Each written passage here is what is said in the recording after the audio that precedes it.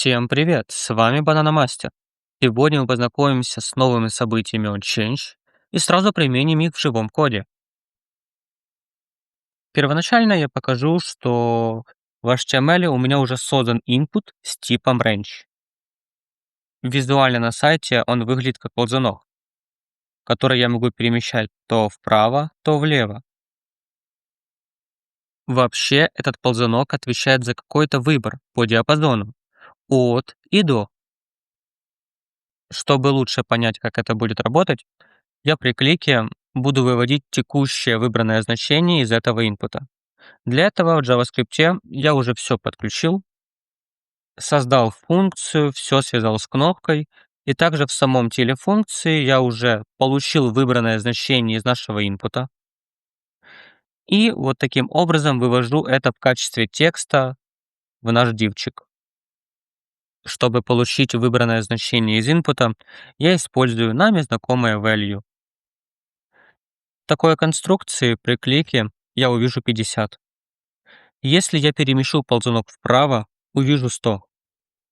В самый низ — 0. Input типом range — это диапазон выбора от и до. В нашем случае от 0 до 100. Ведь это его стартовый диапазон. Но этот диапазон я могу поменять. Для этого я вернусь в наш HTML и в самом инпуте, вот тут вот, добавлю пару атрибутов. Например, первый атрибут — это будет min со значением 50. И второй атрибут — это будет max со значением 200. После этих изменений диапазон нашего ползунка будет в районе 50 до 200. Если мы это проверим, я перенесу ползунок вот сюда и нажму на кнопку, вижу 200. Обратно в старт, вижу 50. Именно эти атрибуты и позволяют нам изменять наш диапазон. Также хочу уточнить, что визуальное отображение input type range у каждого браузера разное. У меня это выглядит вот так, у вас может выглядеть совершенно по-другому. Но это все равно будет один и тот же input с диапазонами от и до. После того, как мы увидели, как работает наш input type range, я покажу новый вид событий. Ранее мы уже видели такое событие, как onClick, вот оно, и оно отрабатывает тогда, когда мы кликаем по элементу. Ну, например, сейчас, когда я кликну по кнопке, мы при клике вызываем функцию и выводим какой-то результат в наш div. OnClick — это такое поведение, а что делать, когда по элементу нажали левой клавишей мыши? Но это не все виды событий, которые есть. Мы сегодня знакомимся с новым OnChange, и он работает уже немножечко по-другому. Чтобы увидеть, как он работает, я в коде пропишу следующую логику. Пропишу наш input, inp1, возьму у него onChange, наше новое событие, и в него присвою всю ту же функцию fun1. Визуально очень похоже на то, что мы писали раньше, но тут я использую совершенно другое слово — onChange. Это изменение приведет к кардинально другому поведению. Теперь, когда я буду вводить наш ползунок, у нас будет сразу же отрабатывать наше событие. То есть мне уже не нужно нажимать на эту кнопку. У меня функция будет отрабатывать сама, тогда, когда я закончил движение. Ну, то есть повел ползунок, например, вот сюда, отпустил, и вот цифра поменялась. Глобально мы уже знаем два вида событий. Первый — он клик, но это что делать, когда по мне нажимают левой клавишей мыши. А второе — это он change. Будет отрабатывать каждый раз, когда что-либо поменялось. На примере нашего инпута, каждый раз, когда я буду перемещать наш ползунок, событие будет отрабатывать. Давайте попробуем сделать небольшую задачу. Я буду изменять наш ползунок, и с ним будет меняться ширина кнопки. То есть я буду вводить ползунок то влево, то вправо, и при каждом изменении у меня будет меняться ширина кнопки. Для этого в теле функции Я пропишу следующее. Ниже возьму нашу кнопку, ту кнопку, которую хочу поменять. У кнопки возьму стили, а потом конкретный стиль, ширина. И в эту ширину буду присваивать значение из нашего инпута V1. Но это не все. Если мы вспомним, то в инпуте находится только цифра. Ну, 50, 70, 200, 100. А для изменения ширины мне нужно передавать именно в пикселях.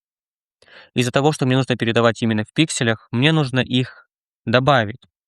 И я добавлю такую строку, где по итогу у нас получится такое. Будет, например, выбранное 200 плюс px, и я получаю 200 px. Как раз то, что ширина может принять. То есть нашу новую ширину 200 пикселей. Давайте все-таки проверим, как это работает. И для этого я буду изменять наш ползунок. Поменяю его вот сюда, и кнопка стала больше. Опущу его ниже, и кнопка стала меньше. Ну, видите, физически уже даже текст не влазит, поэтому он вылез. Чтобы лучше понять, как работает этот input и событие onChange, я сделаю еще одну задачу. Для нее добавлю еще один input с таким же типом, но другим классом, чтобы тоже его подключить в наш JavaScript файл. Также добавлю ему другие лимиты. У него будет от 30 до 100. Ну и теперь можно подключать его. Подключаю его очень просто, использую наш query selector для этого. По задумке это будет работать так, что я в этом ползунке буду менять его положение, и при каждом изменении буду менять размеры кнопки, а точнее высоту. Если верхний input отвечает за ширину, то этот будет отвечать за высоту. С чего начать это решение? Конечно же, создать функцию. Я создаю еще одну функцию, назову ее fun2. И эту функцию сразу присоединю к нашему инпуту. То есть пишу imp2, точка, наше новое событие onChange и функция fun2, чтобы при каждом изменении в инпуте отрабатывала эта функция. В самом инпуте получу то значение, которое пользователь будет выбирать в нашем инпуте, и присвою его в переменную v2. Значит, нужно менять высоту кнопки? Хорошо. Пишем кнопку btn1, выбираем, что это style, а далее конкретный стиль. Это высота. И в высоту я отправлю v2. В такой конструкции это еще работать не будет. Если я буду изменять ползунок, высота нашей кнопки никак не поменяется. Посмотрите внимательно, чего здесь не хватает.